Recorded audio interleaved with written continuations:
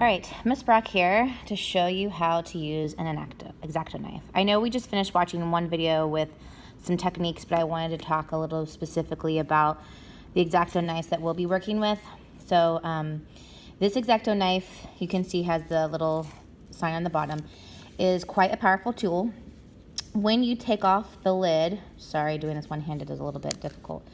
You want to take this off, and immediately as soon as you do that, place the back onto the lid. And the reason why that is because this helps to keep us safe. So if we lose this, then the X-Acto knife becomes a very dangerous tool. Now, one thing we need to keep in mind is that our tables, when we lay things down, this will help to stop it from rolling. But if I take this off and just leave this here and you hit it, it can roll right down. And if this falls onto your foot, this will be your foot, which sounds funny.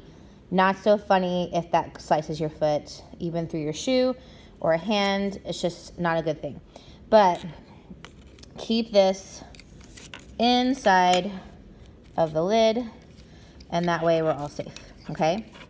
Now, before we even get to start with our next project, sorry, one-handedness is kind of difficult.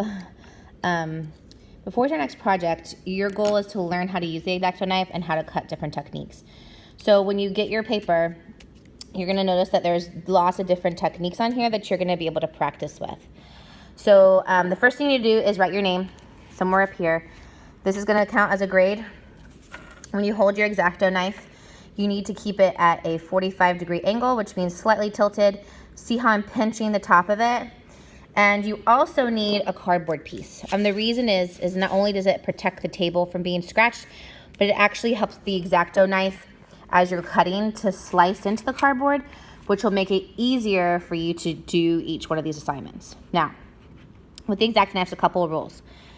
At any point, there is no way that you need to play with this, pretend to jab someone, anything like that. If I see any of that kind of behavior, you're done. This next project, you'll have to do with scissors, and it will be very difficult for you to complete it. I will also call your parent in to come and sit with you during class. This is a very, very serious art tool that we're using, so I expect for you to be mature.